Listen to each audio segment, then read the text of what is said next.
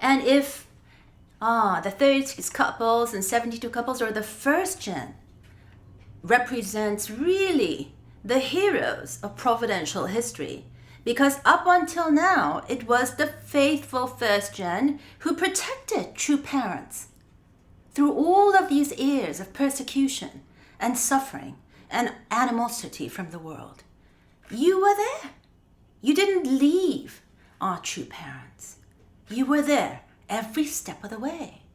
That's why you prepared ones, or the anointed ones, the ones that God is hoping will do your responsibility, have been incredible thus far. Well, what about now? Now that our true Father has ascended, it is still our responsibility, the first and second gen, to protect, to honor, and to really love our true parents. We have our true Father up in spirit world. We have our true mother here. And I was just totally flabbergasted to hear a report from one of my beloved friends in our community, to hear that Mr. Kamiyama is taking a tour of the country, talking about the failure of mother and preparing the way to really propel the people to see Injin as the spiritual heir of our movement. Well, there's a problem with that picture, because Mr. Kamiyama is that beloved Japanese brother who was there with our true Father in Danbury, who really walked the frontier and the early days of our church together with Father and have done incredible things, And he is somebody that Father relied on, somebody that Father trusted. He put in his care, please take care of my family. Please take care of my wife. How can he go around the country talking about the failure of true mother? How can you bring down one half of true parents? We as the children of true parents, it's our job to honor the sanctity of true parents, the first son and daughter, victorious son and a daughter of God, who gave us the priceless gift of the blessing.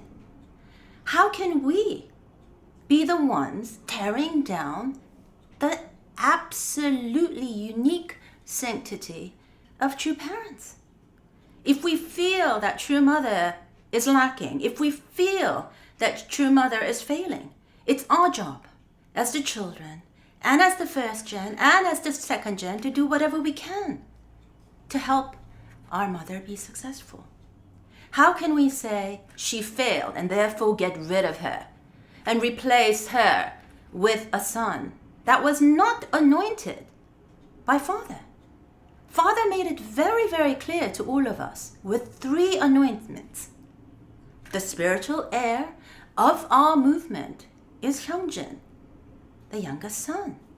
He anointed him 3 times, I believe, because he knew that the years after his ascension will be incredibly difficult.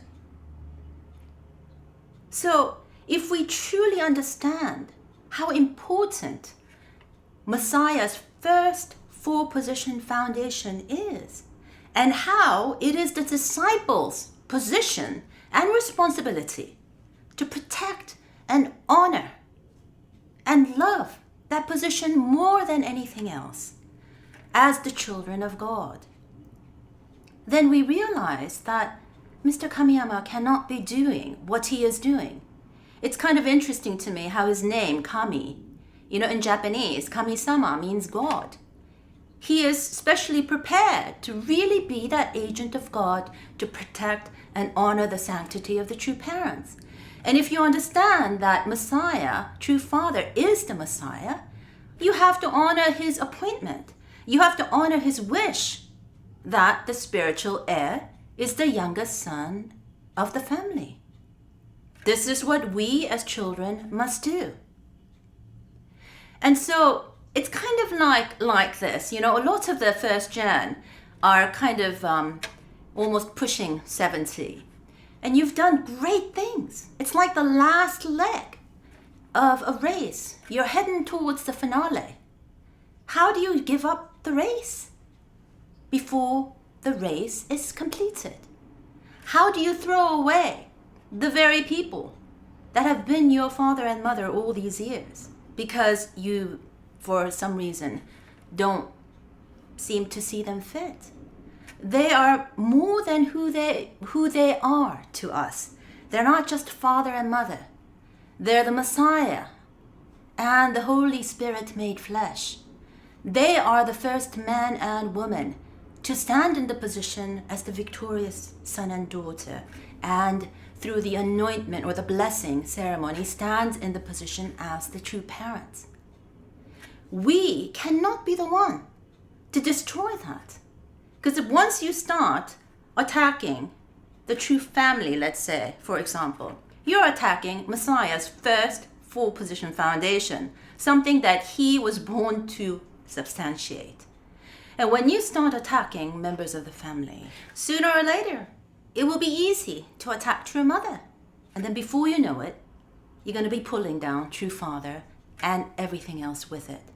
There are some things that are eternally precious to us.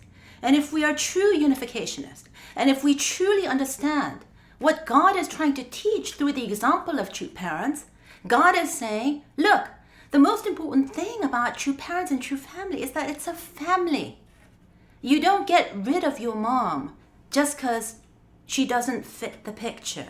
You don't get rid of your dad just because you don't like him. You know, these bonds that are given to us, and it's not, I'm not the one who chose my mom. I'm not the one who chose my dad. God chose that for me.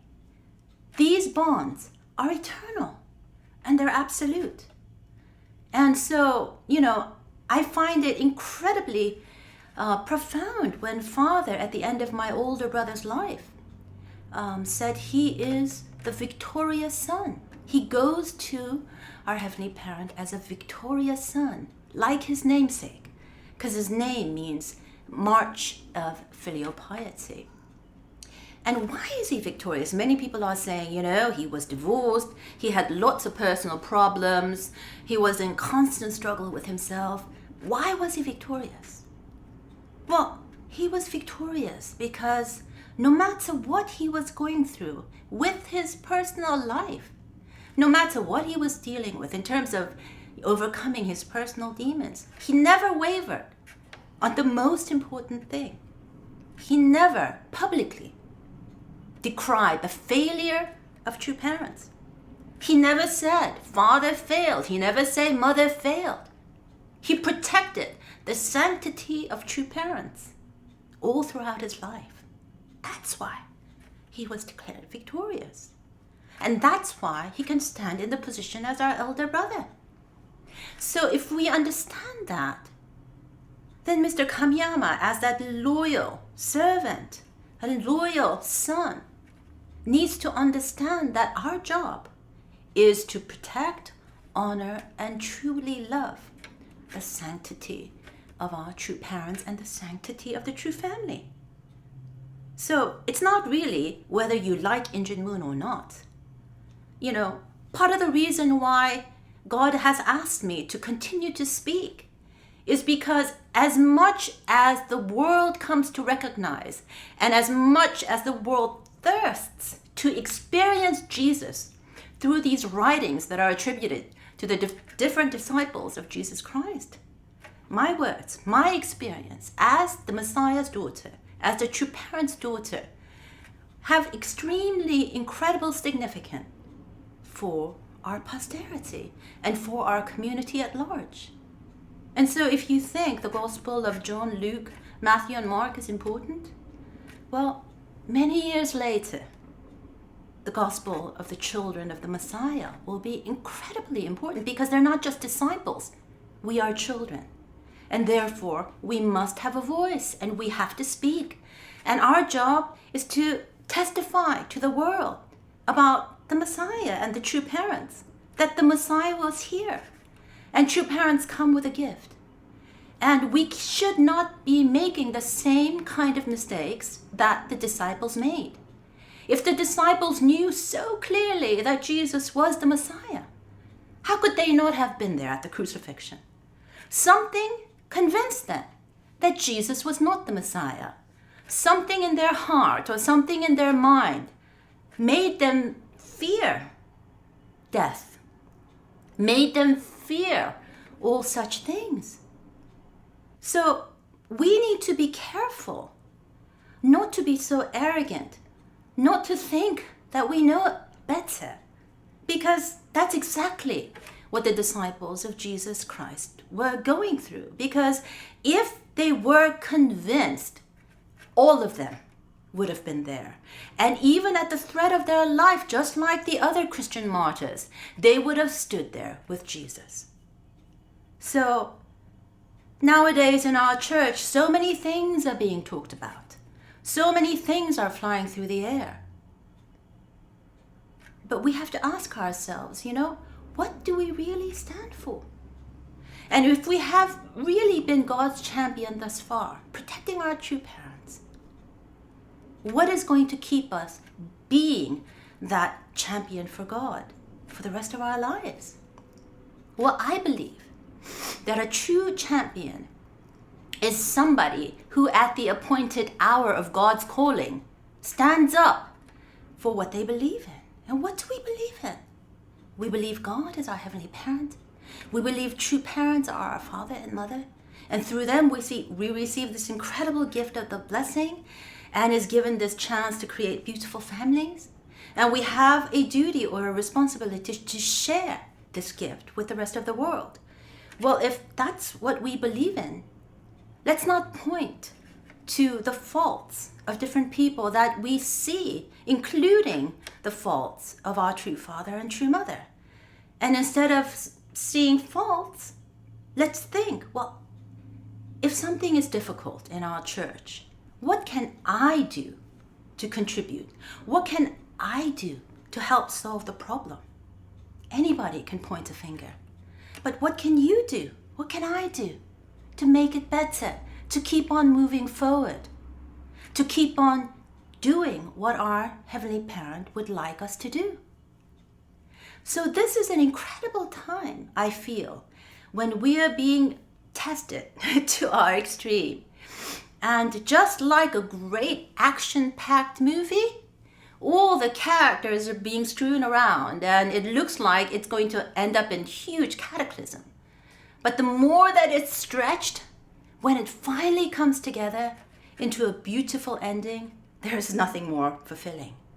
Well, think of our lives as a great epic in the process, in the making, as a great Hollywood movie in the making. And regardless of how difficult the obstacles or difficult our path may be, the movie is made that much more exciting and more compelling if we can manage to find our way and stand together as a family, stand together as a community, and move forward with one heart and with one spirit.